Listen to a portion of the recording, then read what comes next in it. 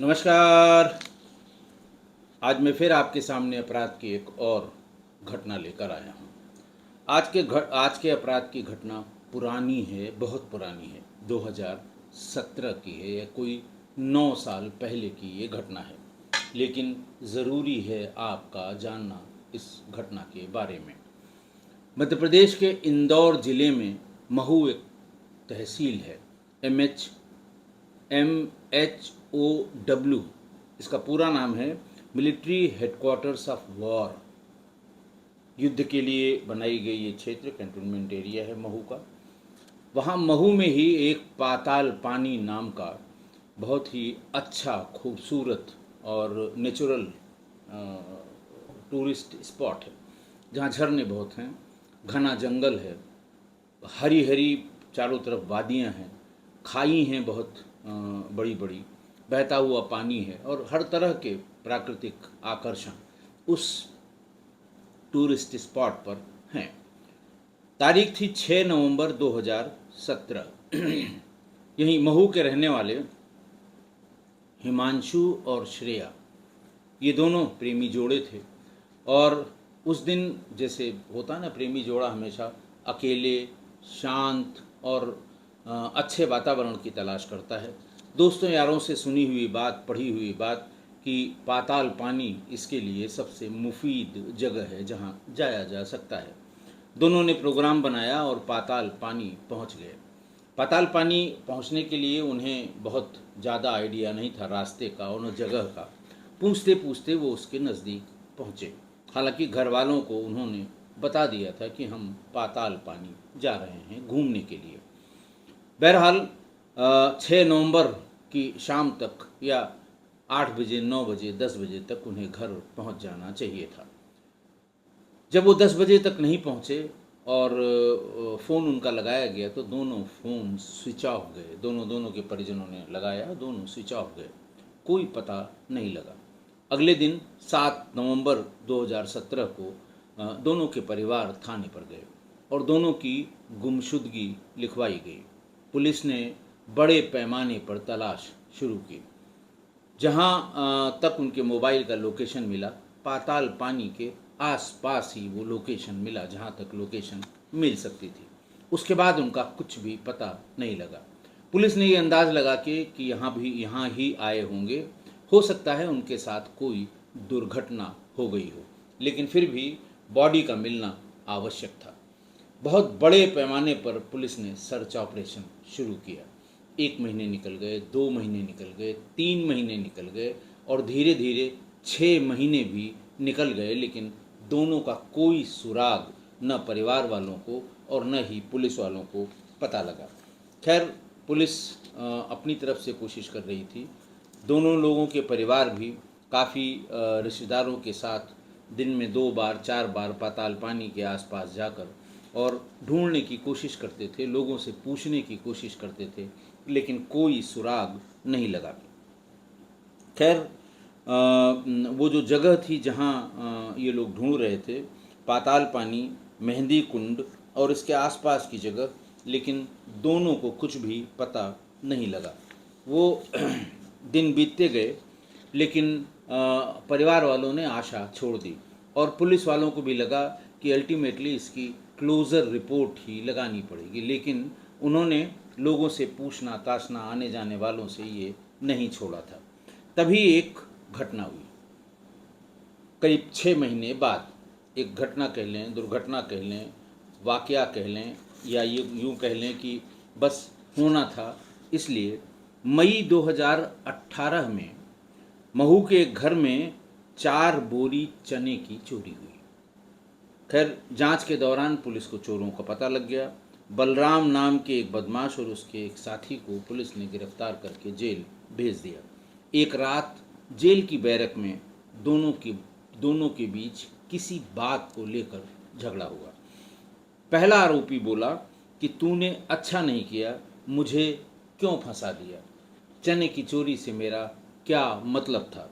बलराम ने जवाब दिया कि जो हो गया सो हो गया, अब क्या कर लेगा तू मेरा। पहला आरोपी गुस्से में बोला कि अगर मैंने तेरी मेहंदी कुंड वाला राज खोल दिया तो तू कहीं का नहीं रहेगा। खैर फिर उसके बाद दोनों चुप हो गए। पहला वाला जिसके लिए कहा गया कि तेरे मेहंदी कुंड वाला राज मैं खोलूँगा तो तू कहीं का नहीं रहेगा, वो भी चुप हो गया और दूसरा वाला भी चुप हो गया। इन दोनों की ये बातचीत जेल के बैरक में रह रहे एक कैदी जो मुखबिर था जेल प्रशासन का भी और पुलिस का भी, उसने सुन ली। वो मुखबिर था, नॉन मुखबिर था, और पुलिस वाले हमेशा जेलों में मुखबिर पालते हैं क्योंकि हर दिन नए कैदी आते हैं और हर दिन कुछ लोगों की रिहाई होती है। तो जब नए कैदी आते हैं तो उनको यही सब समझा बुझा के पुलिस भेजती है कि ज़रा वहाँ देखते रहना, फला फला के बारे में पूछते रहना, जानकारी करना, सारे अपराधी ही वहाँ इकट्ठा होते हैं। हालांकि इस केस के लिए किसी पुलिस ने कोई मुखबिर प्लांट नहीं किया था जेल में, लेकिन वो चूंकि मुखबिर था और उसे लगा कि मेहंदी कुंड में ज़रूर कोई बड़ी घटना हुई थी जिसको खोलने की बात इन दोनों में से एक कर रहा है। तो खैर उन्होंने इसकी जानकारी को जेलर के माध्यम से टीआई हितेंद्र राठौर को पहुंचा दी। हितेंद्र राठौर महू थाने में ही थे और उन्हें इस घटना का अंदाज़ा भी था कि ये वहीं पाताल पानी और उसके आसपास की घटना है जहाँ का वो नाम ले रहा था, मेहंदी कुंड। तो खैर उनसे कड़ाई से पूछताछ, पुलिस ने उनको रिमांड पे लिया और फिर उनसे कड़ाई से पूछताछ शुरू की गई। जो कहानी उसने बताई, पुलिस वालों के होश फाख्ता हो गए कि वो ऐसी घटना का जिक्र कर रहा था जिसका पुलिस आज तक पता नहीं लगा पाई थी। पूछताछ के दौरान टीआई राठौर ने पूछा कि मेहंदी कुंड वाली किस घटना की बात कर रहे थे। एक आरोपी ने जवाब दिया कि मेहंदी कुंड की खाई में उतर कर देख लीजिए कौन सी घटना थी, पत्थरों के नीचे क्या छिपा हुआ है। इतना सुन के एक पूरी पुलिस टीम टीआई राठौर के नेतृत्व में मेहंदी कुंड के लिए रवाना हो गई। मेहंदी कुंड पाताल पानी से करीब 10-12 किलोमीटर दूर घने जंगलों के बीच में स्थित है। पुलिस आरोपियों की निशानदेही पर, यानी उनके बताए हुए स्थान पर, खाई में लगभग 50 फीट नीचे उतरी और तलाश शुरू कर दी। तभी एक जवान की नज़र एक पत्थर के पास पड़े हुए जूते पर, नए जूते पर पड़ी। हालांकि 6 महीने वारदात के हो चुके थे, लेकिन पानी, बरसात और इन सब से वो जस का तस नया चमक रहा था। उसने बताया कि साहब एक जूता दिखाई दे रहा है। फिर सब लोग वहाँ पहुँचे तो जूते के पास ही 2 चट्टानें, छोटी चट्टानें जिन्हें 3-4 लोग, 5 लोग मिल के हटा सकते हैं, खिसका सकते हैं, उलट सकते हैं, वो 2 चट्टानें थीं। पुलिस वालों ने उन चट्टानों को हटाया तो वहाँ पर पत्थरों के नीचे 2 नर कंकाल मिले। शरीर पूरी तरह से गल चुका था, केवल हड्डियों का ढांचा बचा था। क्योंकि पत्थर से दबे हुए थे इसलिए जानवरों के खाने की या जानवरों द्वारा खाए जाने की, खाली अगर पड़े होते तो जानवर खाने के चक्कर में हड्डियां इधर उधर बिखेर देते हैं, दूर दूर तक ले जाते हैं, तब उनको जोड़ना, इकट्ठा करना थोड़ा मुश्किल काम होता है पुलिस के लिए। क्योंकि पत्थरों के नीचे वो दोनों शब्द दबाए गए थे इसलिए वो इंटैक्ट थे, गल गए थे, लेकिन हड्डियां या कंकाल का जो स्ट्रक्चर था वो इंटैक्ट था। खैर आसपास कोई कपड़े भी नहीं मिले। पुलिस ने तुरंत 6 महीने से लापता हुए हिमांशु और श्रेया के परिजनों को इत्तला की और कहा कि आप आ जाइए। हालांकि पहचान आसान नहीं है, लेकिन जो कुछ सामान है उनसे पहचानने की कोशिश करिए। श्रेया के पिता ने एक अंगूठी को पहचान लिया जो नर कंकाल की उंगली में फंसी हुई थी। वहीं हिमांशु के भाई मुकेश ने जूते से ये पहचान कर ली कि ये हिमांशु का जूता था। घटनास्थल पर श्रेया का टिफ़िन बॉक्स भी मिला जिसे श्रेया की मां ने पहचान लिया। तो ये साफ हो गया कि ये दोनों कंकाल हिमांशु और श्रेया के थे जो 6 नवंबर को पाताल पानी घूमने के लिए घर से निकले थे, लेकिन 6 महीने तक उनका कोई पता नहीं था। पुलिस के सामने तमाम चीज़ें तैर रही थीं कि आखिरकार उस दिन मेहंदी कुंड में क्या हुआ होगा। कैसे वो उसके नीचे पहुँचे, कौन लोग थे इसके पीछे, और क्या इन्हीं दो लोगों ने हत्या की या कोई बड़ा संगठित आपराधिक गिरोह इस हत्या में शामिल था। खैर, पुलिस को एग्जैक्टली ये पता करना था कि उस दिन हुआ क्या था और कैसे ये पत्थरों के नीचे दबाए गए या दब गए। तो पुलिस ने जब इन दोनों से फिर से जब वो बरामद हो गया दोनों नरकंकाल, ये तय हो गया कि इन्हें पता था कि ये दोनों कहाँ हैं, तो ज़रूर इन्हें पूरी इनसाइड स्टोरी जिसे कहते हैं उसकी जानकारी हो जाएगी। खैर, पूछताछ में एक ऐसे नाम का खुलासा हुआ जो इस इलाके में लंबे समय से पुलिस के लिए सरदर्द बना हुआ था। उसका नाम था ईश्वर भील। स्थानीय स्तर पर कुख्यात इस हिस्ट्री शीटर का नाम कई आपराधिक घटनाओं से जुड़ चुका था, लेकिन पुलिस के लिए ये अब भी पहेली बना हुआ था कि ईश्वर भील वहाँ पहुँचा कैसे और घटना वाले दिन क्या हुआ था। खैर, फिर उन्हीं दोनों ने जिनके बीच में ये बात हुई थी, जिनको जेल से बाहर रिमांड पे लाया गया था, उन्होंने बताया कि 6 नवंबर 2017 को हिमांशु और उसकी गर्लफ्रेंड श्रेया मेहंदी कुंड जाने का रास्ता तलाश रहे थे। इसी दौरान उनकी मुलाकात बलराम, ईश्वर भील और उसके 3 अन्य साथियों से हो गई।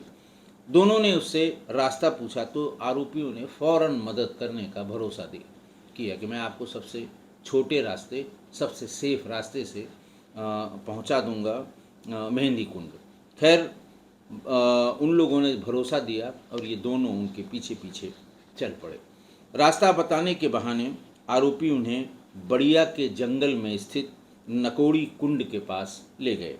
चारों तरफ जंगल, पहाड़ और गहरी खाई थी।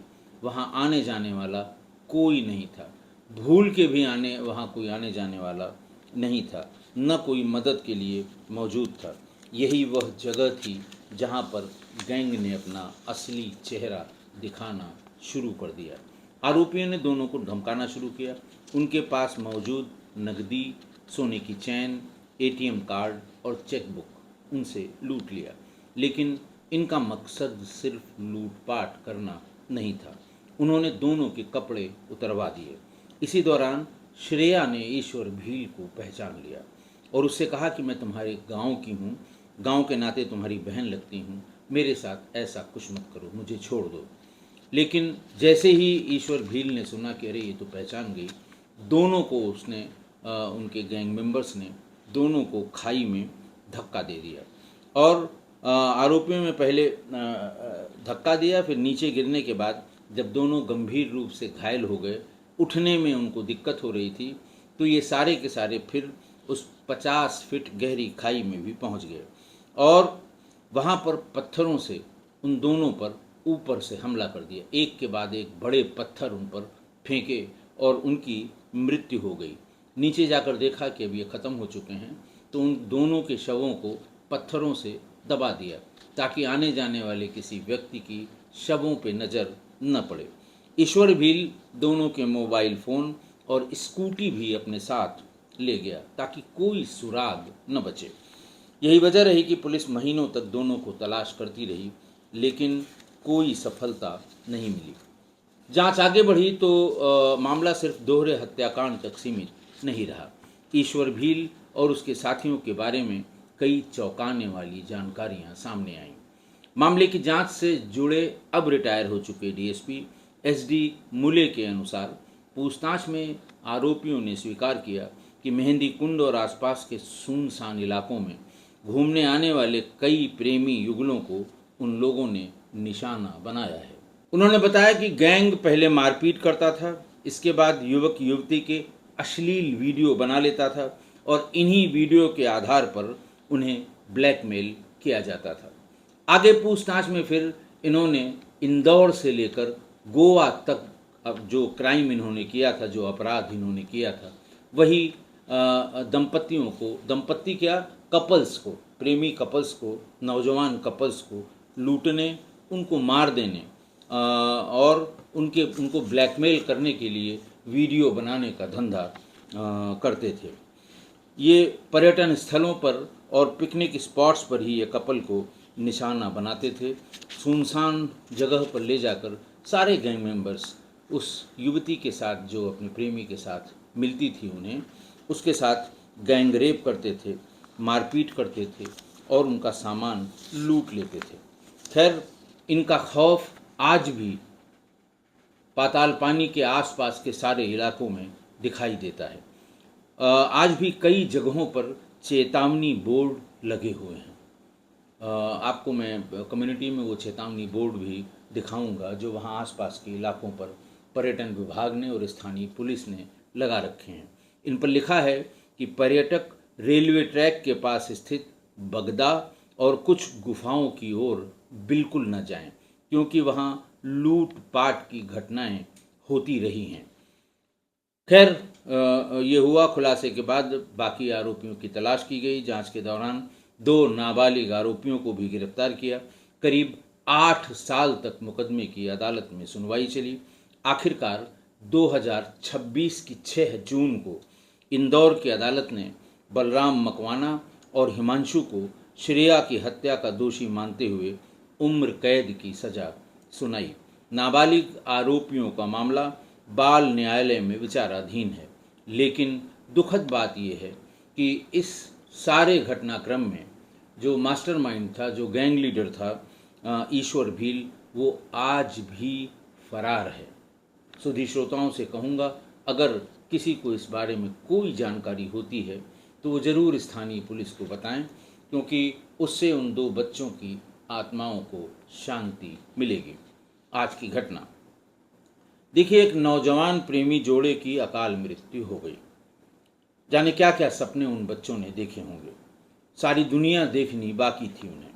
अभी तक क्या देखा होगा उन्होंने। 20-22 साल में, 7-8 साल के बाद तो जानने लायक हुए, फिर 10-12 साल में कितनी दुनिया देखी होगी, कितना समझा होगा दुनिया को। बहुत दुनिया देखनी बाकी थी। और पाताल पानी एक टूरिस्ट प्लेस है। प्रकृति का प्राकृतिक सौंदर्य है वहाँ। घने जंगल हैं, झरने हैं, पहाड़ियाँ हैं, घाटियाँ हैं, पक्षियों का कलरव है, गाहे बगाहे जानवर भी दिख जाते हैं। लेकिन प्यार की पींगे मार रहे जोड़े यहीं प्रकृति की गोद में नैसर्गिक आनंद की चाह में थोड़ा समय बिताने आते हैं, और यही श्रेया और हिमांशु ने भी किया था। यही सोचकर वो पाताल पानी गए, पर उन्हें पूछ पूछ कर पाताल पानी पहुंचना था। उन्हें उसके रास्ते का या उसकी पहुंच मार्ग का कोई आइडिया नहीं था। और जैसे ही एक 3-4 लोगों के समूह को से उन्होंने पूछना शुरू किया, तो उन्हें ये नहीं पता था कि ये पूरा गैंग है और उन जैसे कपल्स को ही वो निशाना बनाता है। वही उनके आसान शिकार होते हैं। अच्छा, इनको आसानी से इसलिए भी लूटा जा सकता है या इनके साथ दुर्व्यवहार किया जा सकता है कि ये प्रेमी जोड़े होते हैं, घर लौट के बताएंगे भी नहीं कुछ। इस कमजोरी को जानकर ये गैंग ऑपरेट करता रहा। पर यहाँ श्रेया से गलती हो गई। श्रेया ने एक लुटेरे को, ईश्वर भील को पहचान लिया और कहा कि तुम्हारे गांव की हूँ, रिश्ते में तुम्हारी बहन लगती हूँ, गांव के रिश्ते से, मेरे साथ ये सब न करो, जब वो सबके कपड़े उतरवा रहे थे। और यही उसकी गलती उस पर भारी पड़ गई। उसकी जान लेने के लिए एक गलती उसकी काफ़ी थी। इसलिए मैं ये कहता हूँ आप सबसे, अपने सुधी श्रोताओं से, कि किसी अपराध के समय, चाहे वो आपके साथ हो रहा हो या किसी और के साथ वो अपराध घटित हो रहा हो और आप वहाँ मौजूद हों, हो सकता है आप इन अपराधियों में से किसी को पहचान लें, लेकिन आप अगर पहचानते भी हों तो कभी भी उनको टोकने की गलती मत करिएगा। कभी मत ऐसा करिएगा कि अरे तू फलां, तू ये कर रहा है। आप समझ लीजिए आप अपनी जान गंवाने का न्योता उनको दे रहे हैं, क्योंकि उस अपराधी को सारे सबूत मिटाने होते हैं उस अपराध के। और जैसे ही उसे लगेगा कि फलां आदमी पहचान लिया इसने, वो हत्या कर देगा, ताकि उसके अपराध का जो सबूत है यहाँ पर, जो बता सकता है कि फलां आदमी थे, उसको ज़रूर मार देगा। तो इसलिए कभी आपके साथ हो रहा हो अपराध, या आपके किसी जानने वाले के साथ हो, या हो सकता है किसी के आपका जानने वाला भी न हो, लेकिन आप वहाँ से गुज़र रहे हों, आपके सामने वो अपराध हो रहा हो और अपराधियों में से किसी को या सबको आप जानते हों, कभी मत टोकिए, गलती से भी मत टोकिए, वरना आप भी जान से जाएंगे। आशा है आप मेरी इन सब बातों से सहमत होंगे। आज के लिए इतना ही। बहुत बहुत धन्यवाद।